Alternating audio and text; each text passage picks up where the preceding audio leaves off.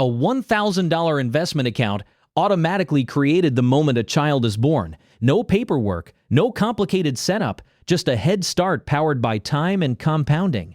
On the surface, it sounds like the kind of advantage most families wish they had growing up. And when contributions of up to $5,000 a year are added into a low-cost index fund tied to the U.S. market, that small beginning can quietly grow into something much bigger over time. Imajaz, I have a master's in finance, and here's where things start to get a lot more real than they first appear. Run the numbers in a simple way. Over 18 years, consistent contributions can reach around $90,000. Even at a modest average return of about 5.3%, that total can grow beyond $150,000 by the time that child becomes an adult. That's not just a savings account anymore. That's a launch pad. And that's exactly why so many families are paying attention. But here's where the conversation usually goes in the wrong direction. All the focus shifts to the child's future, the investment, the growth, the opportunity, the long-term upside. And almost no one stops to ask a much more immediate question. What happens if the financial foundation supporting that plan isn't strong enough to survive the next crisis? Because while that $150,000 projection sounds reassuring, it assumes one thing stays true the entire time. Consistency, consistent contributions, consistent income, consistent stability. And that's where reality starts to push back. Essential living costs have climbed significantly, putting pressure on everyday budgets in ways that weren't as intense before. Housing, groceries, healthcare, these aren't optional expenses, and they're taking up a larger share of income than they used to. At the same time, the job market has become less predictable. Layoffs happen faster. Hiring cycles take longer. Income gaps stretch further than expected. Now layer one more factor on top of that: healthcare costs. A single unexpected medical event can create a financial shock that doesn't just dent savings. It can completely derail long-term plans. Even something as specific as a Medicare Part A deductible, sitting at $1,736, can hit at the worst possible time if there isn't a dedicated buffer in place. So while the idea of building wealth for a child is powerful, there's a hidden vulnerability sitting underneath it. Most households are still following advice that was designed for a very different economic environment. The classic rule says to keep 6 months of expenses in an emergency fund. 6 months. It sounds reasonable. It feels safe. It's been repeated so often that it almost feels unquestionable. But in today's conditions, that number starts to look less like a safety net and more like a temporary cushion. Because 6 months doesn't stretch very far when expenses are higher, income is uncertain, and recovery takes longer than expected. Picture a household that has done everything right. There's a steady income, some savings, and contributions going into that child's investment account. Everything looks stable on the surface. Now introduce a disruption. Income drops, not completely, but enough to create pressure. Maybe overtime disappears. Maybe hours are reduced. Maybe a job transition takes longer than planned. At the same time, expenses don't shrink. Rent or mortgage stays the same. Groceries still need to be bought. Utilities still need to be paid.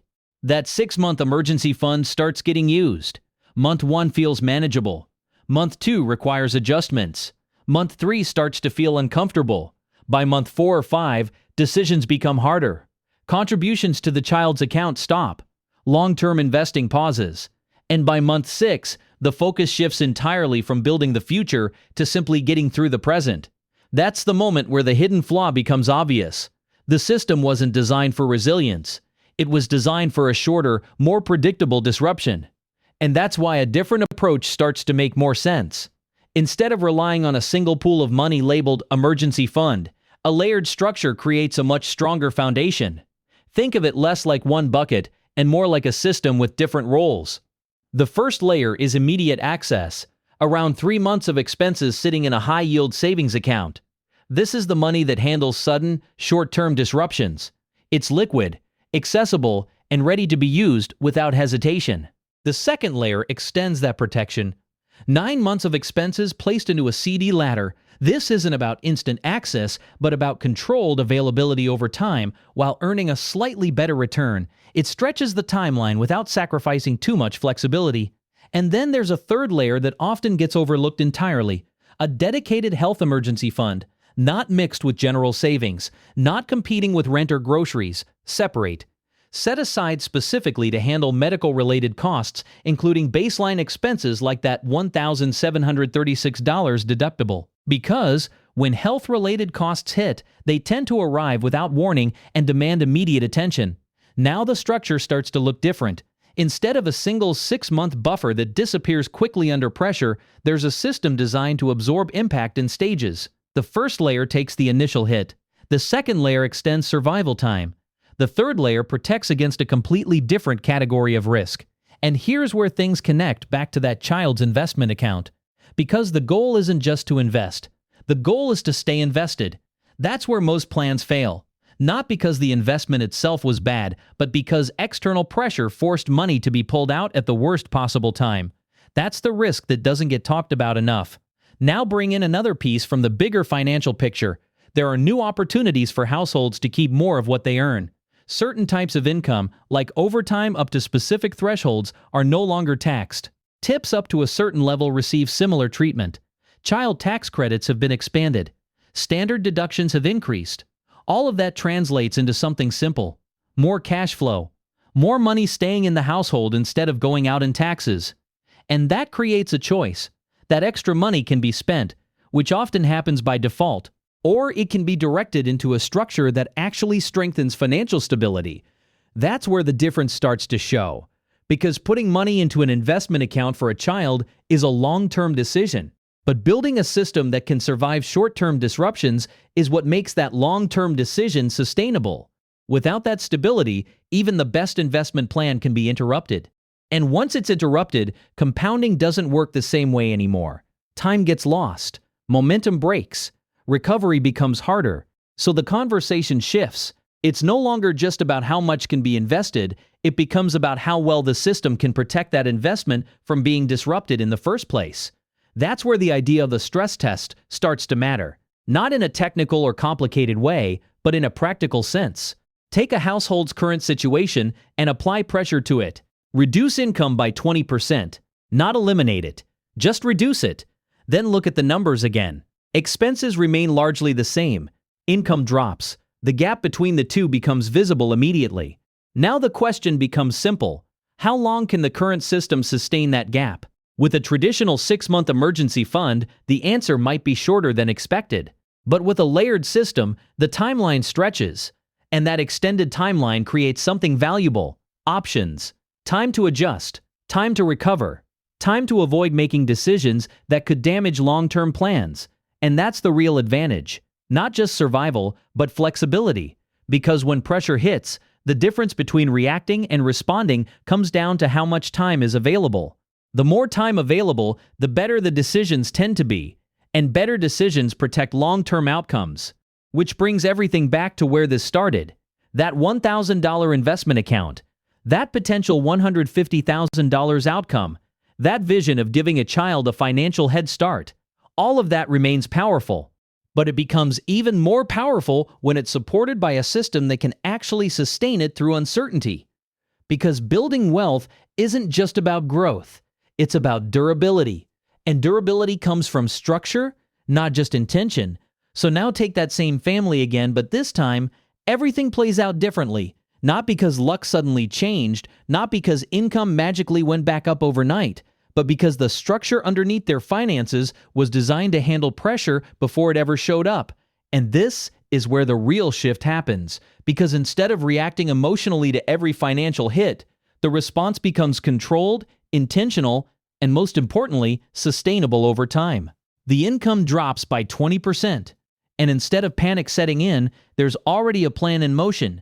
The first layer of savings steps in immediately, covering the essentials without hesitation, without delay, without forcing any drastic lifestyle changes right away. And that alone creates something incredibly valuable that most people underestimate, which is time. Because when there's time, decisions don't get rushed, mistakes don't get made out of fear, and the focus stays on solving the problem instead of just surviving it day by day. As the months move forward, the second layer begins to take its role. Not all at once, not in a way that feels like everything is being drained instantly, but gradually, strategically extending the runway further than what a traditional 6-month fund could ever handle on its own. And this is where the difference becomes obvious, because instead of watching a single account shrink rapidly toward zero, there's a system that continues to provide support in stages, almost like a safety net that unfolds exactly when it's needed. And then something else happens. Something that usually blindsides most households. A medical expense shows up, unexpected, unavoidable, and expensive enough to create real stress. But this time, it doesn't derail everything. It doesn't force a choice between paying for health and protecting long-term investments, because that cost has already been accounted for, separated, isolated in its own category, and that $1,736 deductible doesn't feel like a crisis anymore. It feels like something that was anticipated, planned for, and handled without disrupting the rest of the system. Now compare that to the earlier scenario, where everything depended on one single emergency fund, one pool of money trying to solve every possible problem at the same time: income loss, daily expenses, unexpected bills, medical costs, all pulling from the same source until eventually there's nothing left. And once that happens, the decisions become much harder, because now it's no longer about optimization, it's about survival. And survival mode is where long-term plans start to fall apart. This is where the real danger lies. Not in the investment itself, not in the idea of building wealth for a child's future, but in the fragility of the system supporting it. Because when that system breaks, the first thing that gets sacrificed is the future. Contributions stop, accounts get tapped into, and sometimes those carefully built investments get liquidated at the worst possible moment, locking in losses, breaking compounding, and undoing years of progress in a matter of weeks. And that's the part that rarely gets discussed when people talk about opportunities like the Trump account, because the focus is always on growth, on potential, on what that $1,000 can turn into over 18 years. But growth only works when it's uninterrupted, when it's allowed to compound without interference. And that only happens when the foundation is strong enough to absorb shocks without forcing those investments to be touched. There's also a psychological shift that comes with this kind of structure. Something that goes beyond numbers and percentages, because when finances are fragile, every unexpected expense feels like a threat, every small disruption creates anxiety, and every decision carries more weight than it should. But when there's a system in place, when each type of risk has its own layer of protection, that pressure starts to fade, and in its place comes confidence. Not overconfidence, but a steady, grounded understanding that even if something goes wrong, there's a plan to handle it.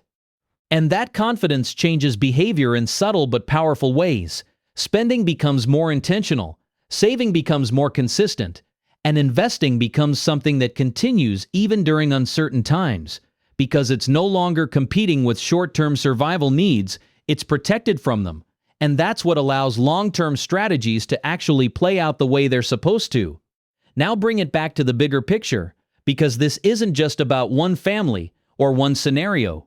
This is about a shift in how financial planning needs to be approached in a world where costs are higher, income can be unpredictable, and unexpected events aren't rare exceptions.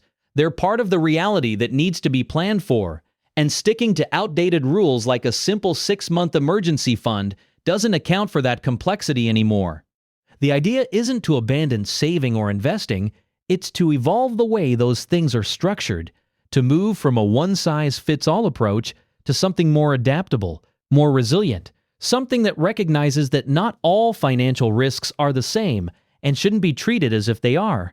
Because when everything is lumped together, the system becomes weaker, but when it's separated into layers, each part can do its job more effectively. And this is where the connection to that $1,000 account becomes even more important, because that account represents opportunity, a chance to give a child a financial advantage that compounds over time. But opportunity without protection is fragile. It's exposed to every disruption, every unexpected event, every financial misstep that can force those funds to be used earlier than intended. And once that happens, the entire purpose of that account starts to fade.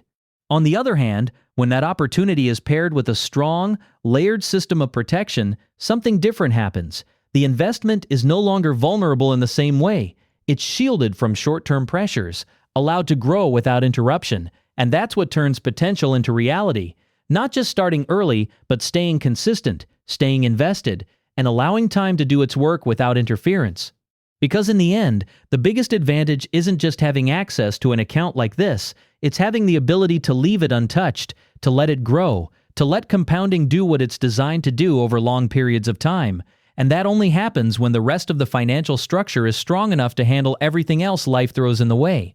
So the conversation shifts from just asking how much to invest to asking how well that investment is protected, from focusing only on growth to understanding the importance of stability, because both are necessary and one without the other doesn't lead to the outcome most people are aiming for. And this is where everything comes together. The opportunity to build wealth for the next generation, the reality of today's financial risks, and the system that connects the two in a way that actually works, not just in theory, but in real life, where things don't always go according to plan, where unexpected events happen, and where resilience matters just as much as strategy. Because the goal isn't just to start strong, it's to stay strong all the way through. To make sure that the plans set in motion today are still intact years down the line. And that when that child finally gains access to that account, whether it's at 18, 25, or fully at 30, what's there isn't just what was invested, but everything that was protected along the way. Everything that was preserved by a system designed to handle reality, not just ideal scenarios. And that's the real secret behind it all. Not just the $1,000, not just the contributions, not even the growth rate, but the structure that allows all of it to work together without breaking under pressure. Because building a future is important, but protecting the path to get there is everything. If this breakdown helped clarify how to actually make these strategies work in real life, make sure to like the video, subscribe to the channel, and stay connected for more insights that go beyond surface-level advice and focus on what actually holds up over time.